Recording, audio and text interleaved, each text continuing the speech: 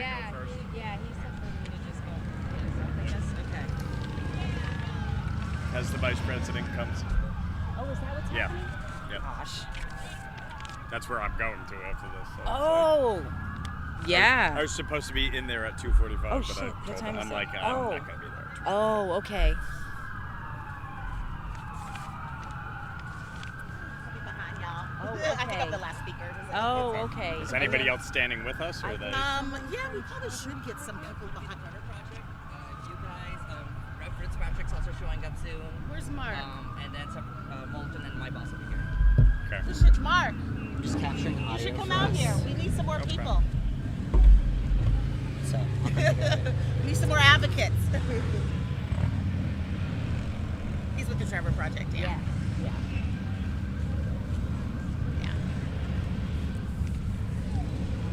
Okay. Oh, afternoon. All right, we'll go ahead and get started. Good afternoon, everyone. First of all, thank you for being here. I'm Sharice Davids. I represent Kansas's 3rd District.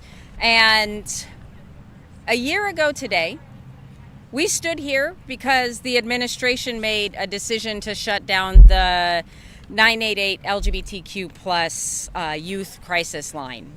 And I said it then, I'll say it again, that was the wrong decision. It was the wrong decision then, and that hasn't changed. This has never been about politics, the issue around the 988 LGBTQ plus youth crisis line. This is about people, and this is particularly about young people. This is about a young person who feels completely alone, who is trying to decide if tomorrow is worth fighting for or being here for, and making sure that someone's there to answer the phone when someone is in that hard and difficult place. Over the past year, we have heard from advocates, from parents, from mental health professionals, and young people across the entire country about this. Members of Congress from both parties, I'm going to say that one more time, members of Congress from both parties have been pushing, have been fighting, because we know what's at stake when we're talking about this. This is why we're finally seeing movement in the right direction on this issue. But we got to be clear about this. This isn't happening by accident, and it doesn't happen on its own. This happens because people refuse to accept that LGBTQ plus youth and young people should ever lose service that has helped already, in the short amount of time that it existed, help more than 1 million people through some of their darkest and hardest days. The administration has said that these specialized services will be restored soon, which is, of course, good news. But every single day that those services are not available is another day that a young person who's in crisis may not be able to reach someone by phone who understands what they're going through and is able to help them.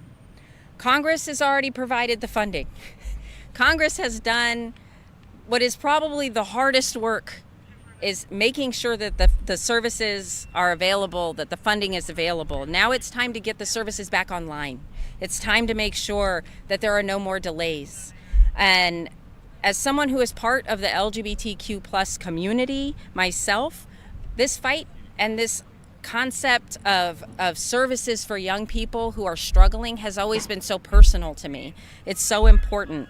I know what it's like for folks who are growing up, who don't feel like they fit in, who are told that they don't fit in. I was so fortunate to have a supportive family and friends who love me just the way I am, even as the chatterbox that I am.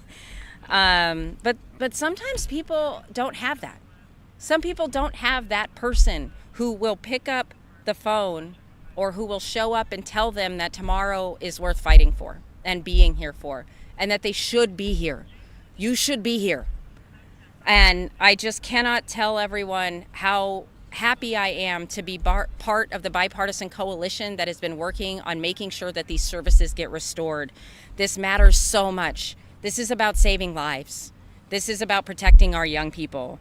And I'm sure all of us are going to continue to work and push as hard as we possibly can until we get this issue resolved and until we get the services restored, because no young person should ever have to deal with the hardest days on their own.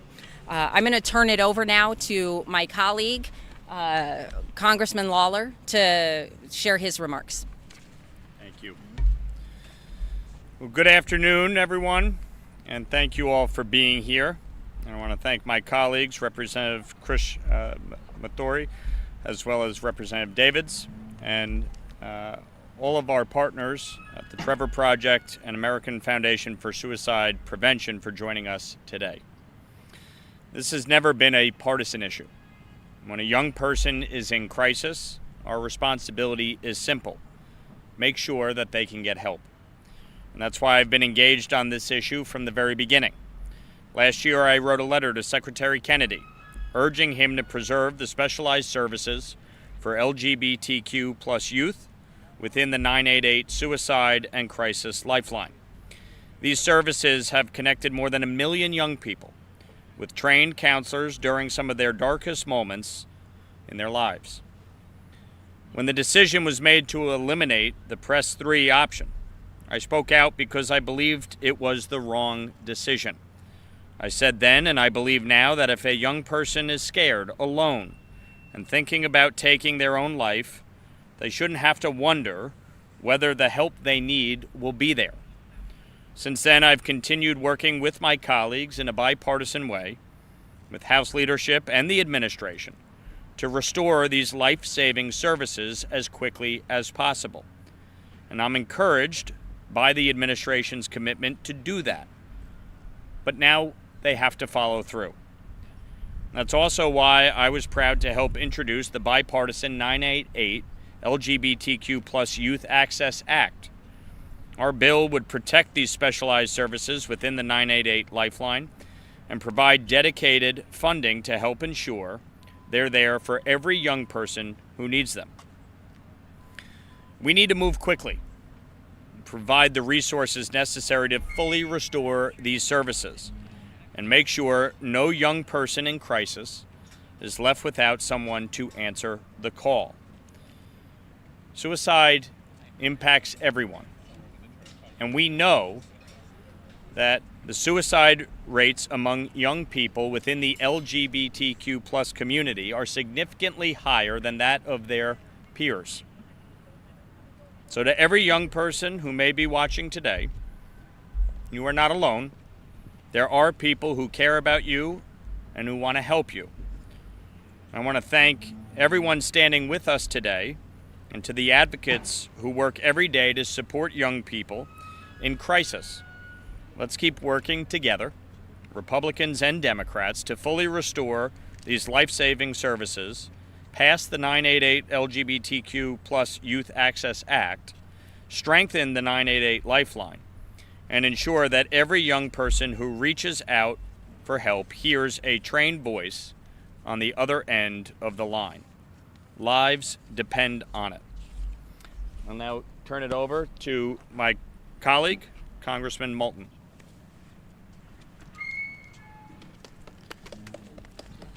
Congressman, thank you. Thank you all for being here.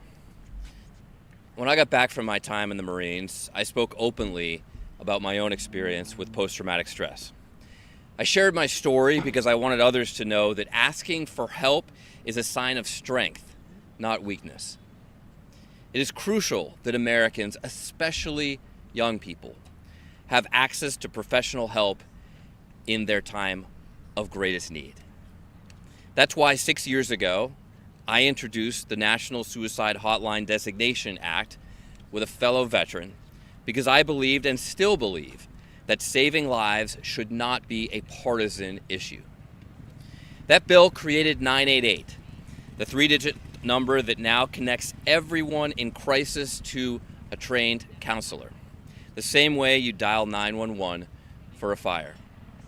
Since it launched, 988 has answered more than 23 million calls, texts, chats, and independent research suggests that it has already prevented thousands of deaths. A study recently came out showing that just because of 988, teen suicide is down 11%. But 988 is not a one-size-fits-all approach. It was built with specialized options for people more at risk.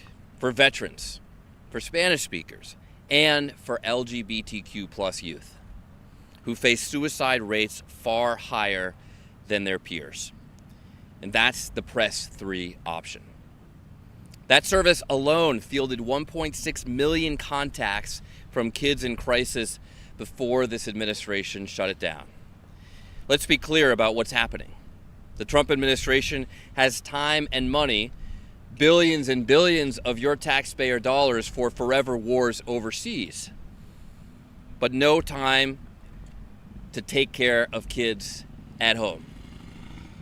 It has billions of dollars to enrich the Trump family's own coffers, but not enough to save lives of kids in our communities. When it comes to a hotline that costs a fraction of what a single fighter costs, it just doesn't seem that there's the funding, the urgency, or the commitment to the American people. And that's why we're here. Because this is not a budget problem, it's a choice about whose lives matter. Congress has already directed $33 million to restore these services, so the money's sitting there. What's missing is the will from this administration to act quickly. And that's why it's so powerful that there is bipartisan support for doing the right thing for our kids. The Press 3 option must be restored immediately, and I will continue fighting to ensure that every young person, no matter who they are or whom they love, will get help in a time of need.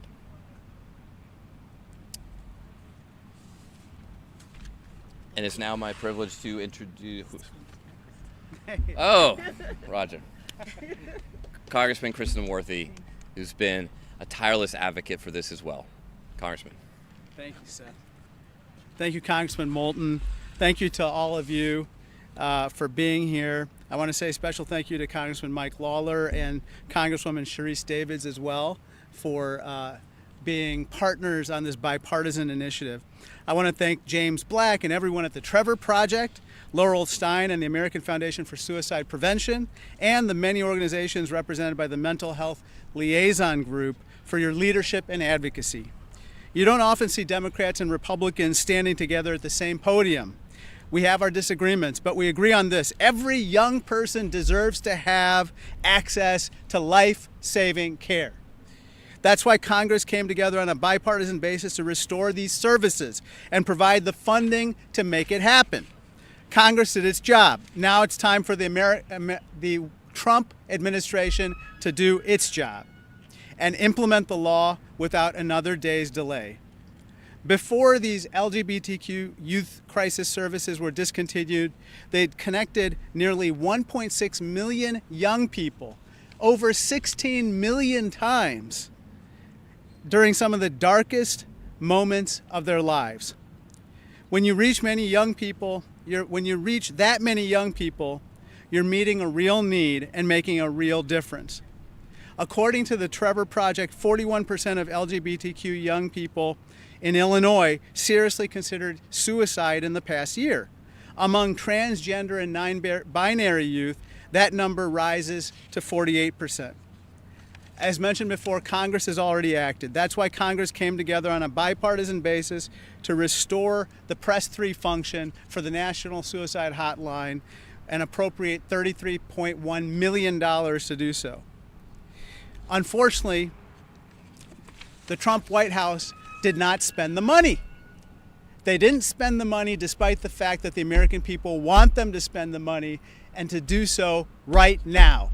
So we're bringing the heat, literally. It's about 111 degrees out here and we wanted to make it hotter, but we couldn't.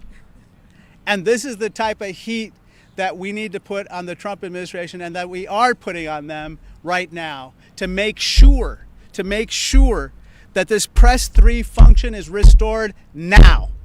Not tomorrow, not next week, not next month, now. And so, Secretary Kennedy, you said before Congress you were going to do it. Now act and get it done. So with that, I just want to say thank you to all of our partners and advocates. We're going to be out here in rain, shine, sleet, or snow, continuing to advocate for this Press 3 function to be restored. Are you with me on this? Yes. Regardless of who you are, we're going to be out here and we're going to keep making a call to action as we are today on a bipartisan basis. Thank you so much. Thank you. Thank you. Hello, everyone. Thank you for being here today to support America's LGBTQ plus young people. My name is James Black, and I am the CEO of the Trevor Project. 1 year ago, I stood at this exact podium, the House Triangle, on a day of profound darkness. It was the day the federal government terminated the 988 Lifeline's Press 3 services, recklessly shutting down a vital safety net that had guided more than 1.5 million LGBTQ plus young people through their darkest moments. Today, I stand here again, joined by our congressional champions to mark this grim 1 year anniversary and to call out the devastating reality of that decision. On July 17th, 2025, our government sent a clear, cruel message to LGBTQ plus young people that their lives were not worth saving and that their survival was not a priority. We are here today to reject that message, to remember those we've lost, and to demand the expedient reinstatement of these life-saving services. And we must not forget the human cost. I have met with mothers and fathers who've lost their trans child due to suicide. I've heard the voices on our hotlines crying out for help. We have to remember that suicide prevention is not a political value. It's an American value. And no young person should be left behind. In the US, more than 1.8 million LGBTQ plus youth seriously consider suicide each year, and at least one attempts suicide every 45 seconds. When the Press 3 program was first signed into law by President Trump during his first administration, Democrats and Republicans were united by the fundamental American principle of protecting our nation's most vulnerable youth. These services are a vital public health infrastructure. Funding them should not be controversial. Our children must never be used as political talking points, and their lives should not be risked for political gain. To the LGBTQ plus young people watching today, I know things feel heavy right now. I see you. Please know that you have millions and millions of people in this country fighting for you to live a long and full life, exactly as you are. We've got your back. The Trevor Project's counselors are here to support you 24/7. Please reach out anytime you need us. And lastly, I want to say thank you to the incredible bipartisan coalition of champions, Representative Krishnamoorthi, Representative Lawler, and Representative Davids. Thank you for your bipartisan leadership and for bringing us together today. Thank you, Senator Baldwin and Senator Collins, for being champions of these services in the Senate. And thank you to my colleagues in the mental health field, including the American Foundation for Suicide Prevention and the Mental Health Liaison Group. Now, let's continue to work together to create a country where all LGBTQ plus young people can see a bright future for themselves. Thank you.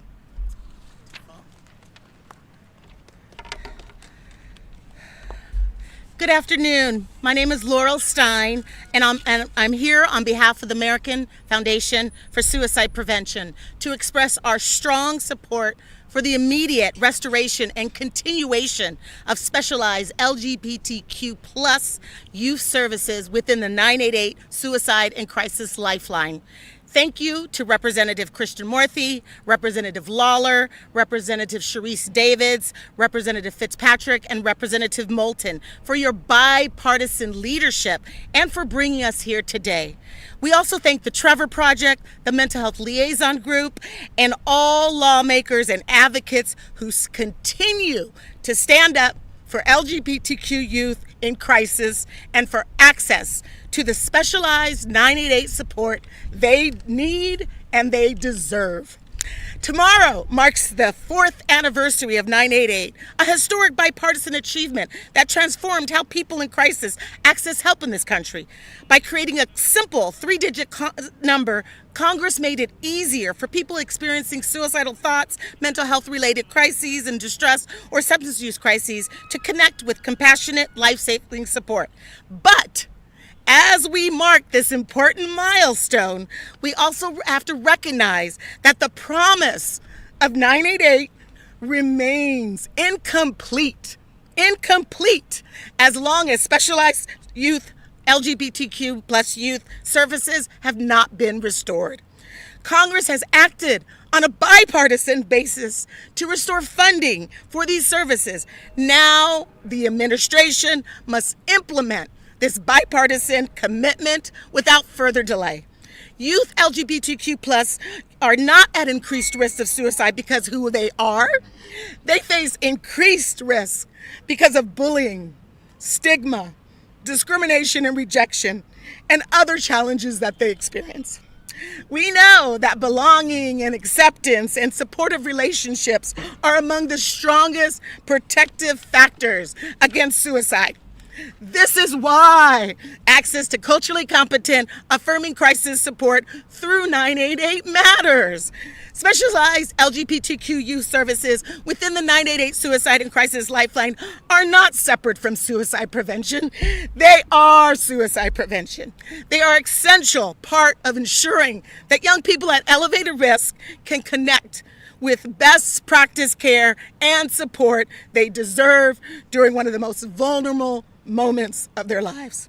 We are so grateful to Congress for restoring funding and reaffirming the importance of these life-saving services. And we now urge the administration to implement the bipartisan commitment immediately. Every day matters. Every day these specialized services remain unavailable is another day that LGBTQ youth in crisis may not receive the specialized affirming care that can help save their lives. Thank you so much for being here through the heat, and we appreciate you. That's it. There's someone's cell phone. Is this yours, Vickers? Someone left it. Oh no. Yeah, in the Oh, wait, heat. oh, that's Yes. Ah, thank you.